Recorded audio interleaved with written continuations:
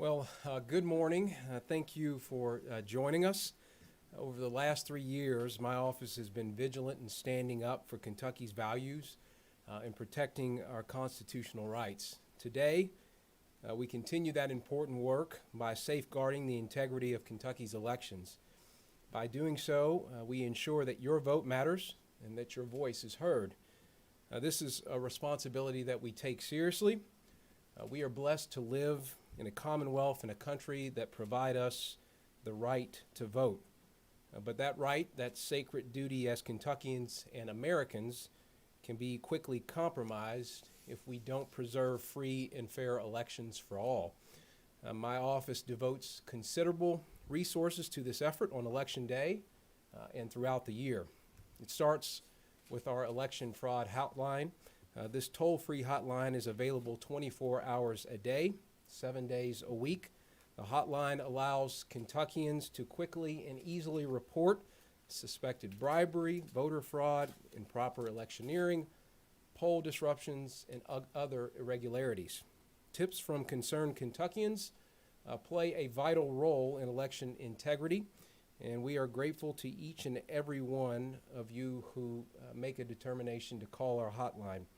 Your contributions enable us to review and, when appropriate, investigate and prosecute suspected election law violations. During this election cycle, we received 93 complaints prior to Election Day, 209 complaints on Election Day, and 77 additional complaints since the polls closed on November 8th. In sum, we received 379 complaints during the 2022 general season. For comparison, we received 330 complaints during the 2020 general election and 295 complaints during the 2022 primary season. Each tip we receive is thoroughly reviewed by a prosecutor and, when necessary, is referred to our Department of Criminal Investigations. On Election Day, our criminal investigators are stationed throughout the Commonwealth so that they can respond to referrals in real time if needed. Currently, we have 3 open criminal investigations involving the 2022 general. As the investigations are ongoing, we cannot comment on specifics. We also continue to work with our state and federal partners on the Ballot Integrity Task Force. Many of you may remember that our office, together with Secretary of State Mike Adams' office, formed this task force prior to the 2020 elections. Since then, it has been a valuable tool and has kept an open line of communication among our state and federal partners. Now, let's turn to the reason we're here today: selection of counties for post-election audits. Now, Kentucky law requires this office to conduct post-election audits in primary and general elections. Following the 2022 primary election, we randomly selected 12 counties for a post-election audit. Those 12 counties were Nicholas, Monroe, Graves, Metcalfe, Jackson, Hopkins, Pendleton, Boyd, Madison, Powell, Rockcastle, and Grayson counties. I'm pleased to report that we did not find any irregularities in those counties, and to ensure that they are not audited in 2 consecutive elections. If they are drawn today, I will set that county aside and draw another one. I want to take a moment to thank the county clerks and staff from these 12 counties for their assistance during the 2022 primary audits. Performing these reviews is not an easy task. It takes extra time and creates additional work for county staff, and we appreciate your cooperation with our investigators. Before we turn to today's drawing, I want to again note that a change was made during the 2022 legislative session. In Senate Bill 216, the General Assembly increased the number of counties subject to a post-election audit. Because of this change, today we will draw 12 counties. After we select the 12 counties for audit, Investigators from this office will work with county clerks to assess any voting irregularities from the 2022 general election. Now, after completing these audits, the results will be presented to grand juries from each audited county. The grand juries will then report their findings to the chief judge for their judicial circuit. And now, consistent with Kentucky law, I will randomly select 12 counties for audit. Before doing so, I'm going to sign this piece of paper.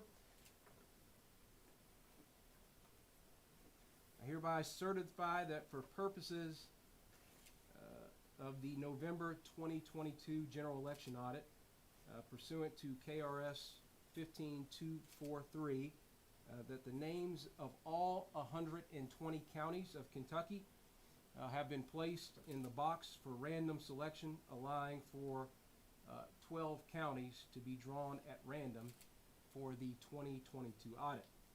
This, the 28th day of November 2022.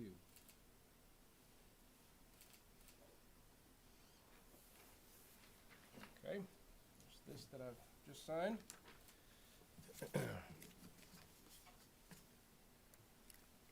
Okay, to assist me is our head criminal chief, Amy Burke, and she's going to help me draw these list of counties. I know the suspense is killing you. All right. The first county, Jefferson County.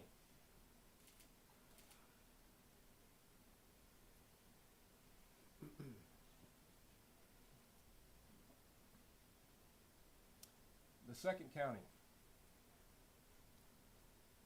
Webster County.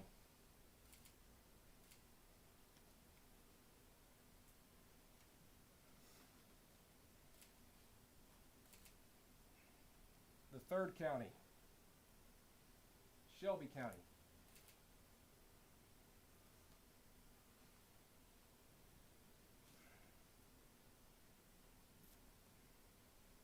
The fourth county, Rowan County.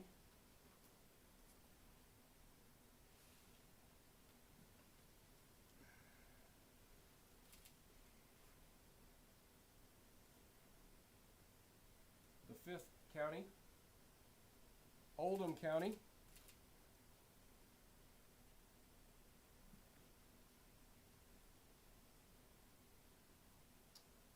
The sixth county, Laurel County.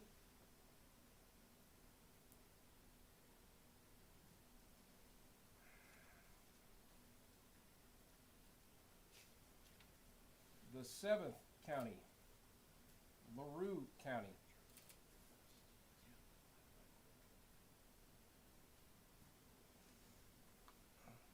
The eighth county,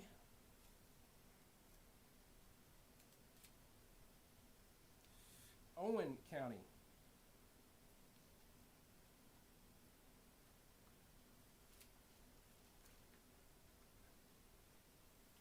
The ninth county, Anderson County.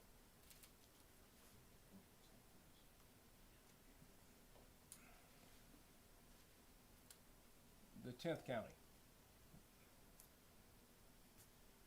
is Monroe County, but Monroe was selected for the 2022 primary election audit, so do I need to put it back down in there or just? I think we just said that last time. All right. And just read through it. All right, so I'm going to redraw.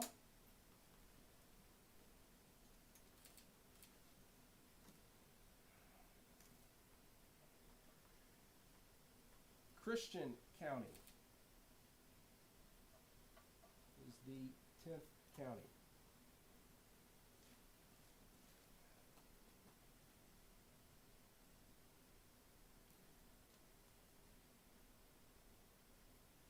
The 11th county is Davis County.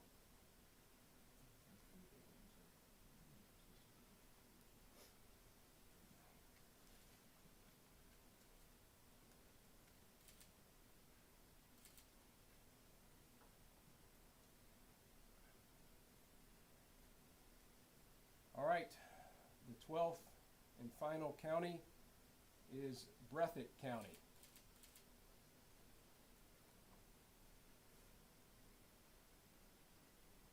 All right, at this point, I'm going to just read out the counties again before I sign this form. It says, I hereby certify that I drew the following counties at random to be audited pursuant to KRS 15243 for any potential irregularities during the 2022 general election. Those counties are as follows: Jefferson, Webster, Shelby, Rowan, Oldham, Laurel, LaRue, Owen, Anderson, Christian, Davis, and Breathitt County. This the 28th day of November 2022.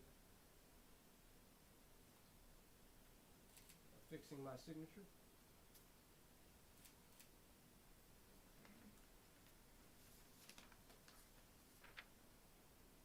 All right.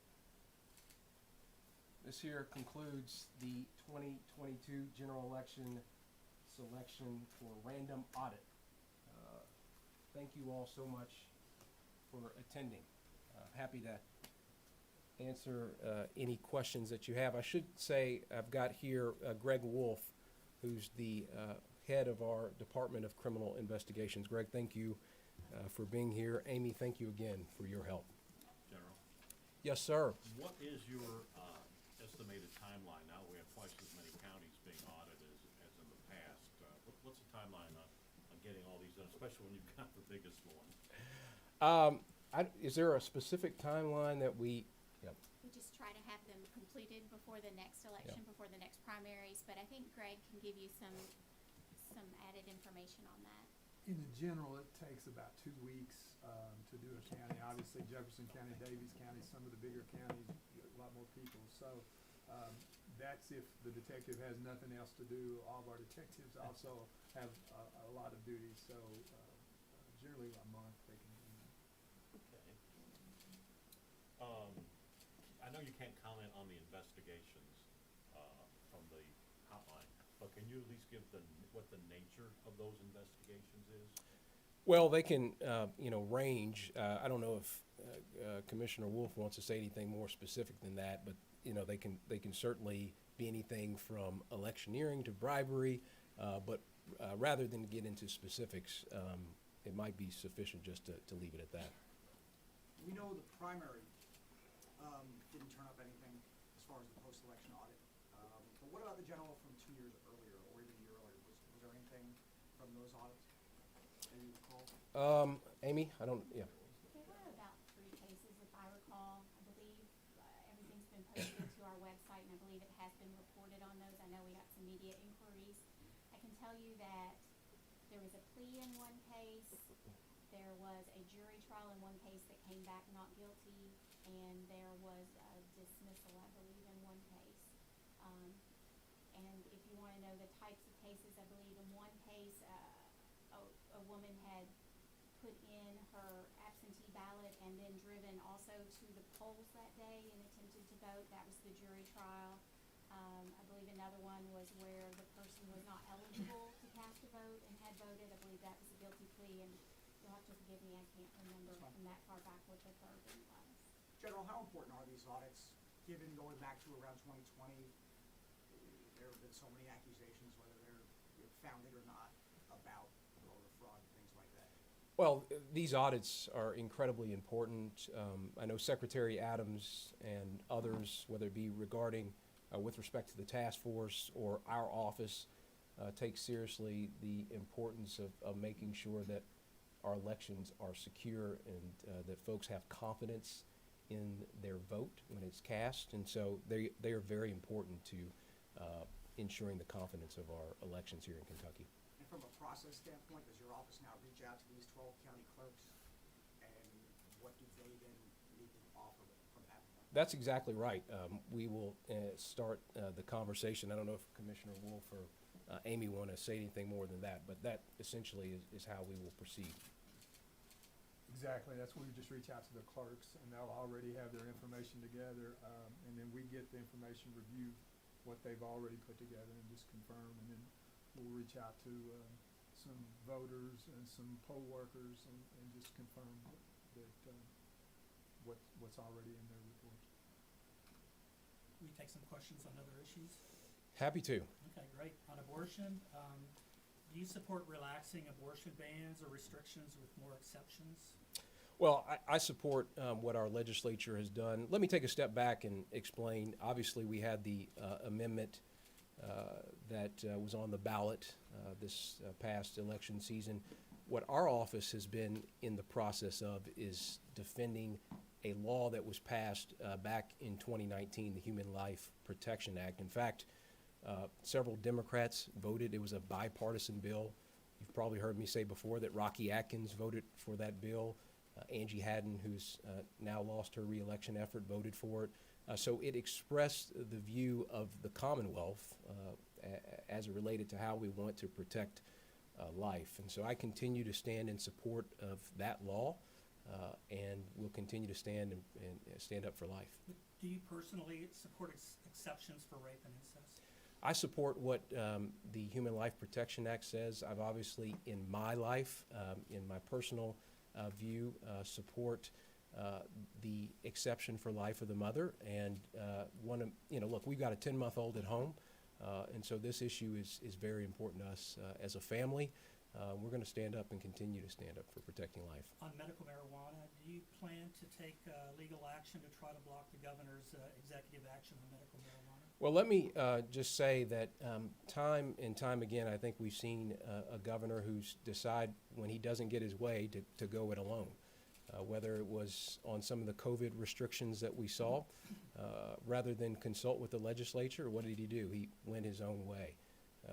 Rather than consult and talk to the legislature and try to advance the ball collectively, he's decided to go his own way. Our office continues to look and to see what is appropriate in terms of next steps. But it is very ironic that the governor talks about Team Kentucky, but on issue after issue decides to go it alone. Will public support or perceived public support for the governor's action be a factor in whether you take legal action or not? Well, how we make determinations in this office is based on the law and the Constitution. And so we will continue to use that as our guiding post and as our principle for how we make judgments and determinations about how to proceed on any litigation in this context or any other context. Last question. I can't get by without asking you about Donald Trump. Do you see any signs that the Republican base in Kentucky is moving past Donald Trump? Well, I think that's going to be left up to the voters here in the Commonwealth, whether it's in the primary next year or thereafter. Look, we certainly recognize that the working men and women of this Commonwealth appreciated the policies that were put forth by the prior administration. Right now, gas bills are high. We see hostility to the way of life in terms of the energy needs of the Commonwealth of Kentucky from this administration. We have a porous southern border, and if you care about the educational opportunities of your kids, you are told that you are a domestic terrorist. Those things are happening because of this current administration. So I know that there are a lot of folks here in Kentucky that aren't excited about the current trajectory of our country. And I'm hopeful that we're going to have new leadership in Frankfort, but also in Washington, D.C. as well. General, Got one just, more election just day. one more, about the, Yeah. obviously as county clerks, these 12 know you're not coming after them, they were randomly selected. In your prior experience with doing these audits, do you get a good cooperation, or do you find that some feel it's, a little more annoying to be part of the process? Well, as a global picture, I think they recognize that the law that was passed and their responsibility to be a constructive partner in making sure that we have secure and safe elections. I don't know if Greg and Amy want to say anything further. We've never really had any problems with clerks cooperating. I think they also see that, usually it backs up what they say and the hard work that they've done when there are no irregularities found. So hardworking and want to make sure that our elections are free of any issues. All right, thank you so much. Appreciate it.